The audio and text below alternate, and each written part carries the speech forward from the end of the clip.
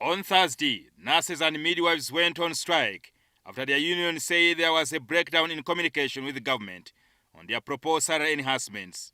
Patients seeking treatment at many government medical facilities waited in vain and were turned away. The government has now responded to the medical workers' demands. Government is calling on all allied professional health workers, nurses and midwives to report to duty by Monday, the 30th of May, 2022, and failure to do so, all these workers will be considered as having abandoned duty and resigned accordingly. Muruli Mukasa said industrial action is in contravention with the Public Service Negotiating, Consultative and Dispute Settlement Machinery Act that requires medical workers to provide 90 days notice to government when they intend to withdraw their labor.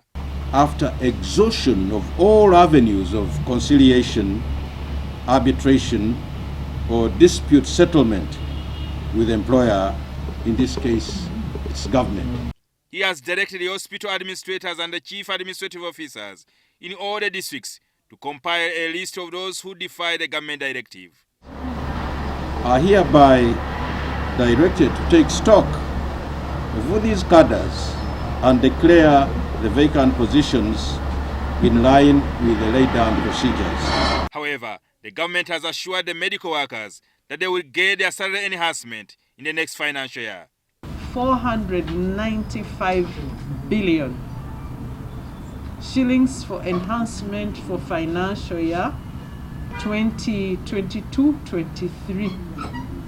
The minister said he would resign if this promise is not fulfilled. But if it is not there, if it was not to be there, yes, I've made a promise, and I don't want to tell lies to my Ugandans. I would resign. Resigning is a very simple issue. Yes, it's a very simple issue. All I know is that I can stake my right arm, cut it off. Meanwhile, the Archbishop of Kampala, Paul Semwogerere, has appealed to the striking health workers to return to work to save lives. Take care of the lives of people, whether there's money or not. I would appeal to them to be patient enough to, first of all, not to look at the money, but look at the health of the person, to see Jesus Christ in the person that is sick and take care of that person.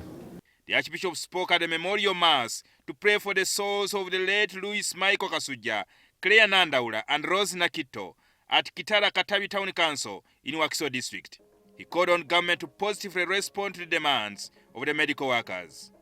Let us engage the government to be mindful of the plight of the people who are poor, who are struggling, who are working, who don't have anything to give to their own children, who are looking for school fees, and yet they are working and helping in hospitals. Uganda has about 27,000 nurses working in government facilities.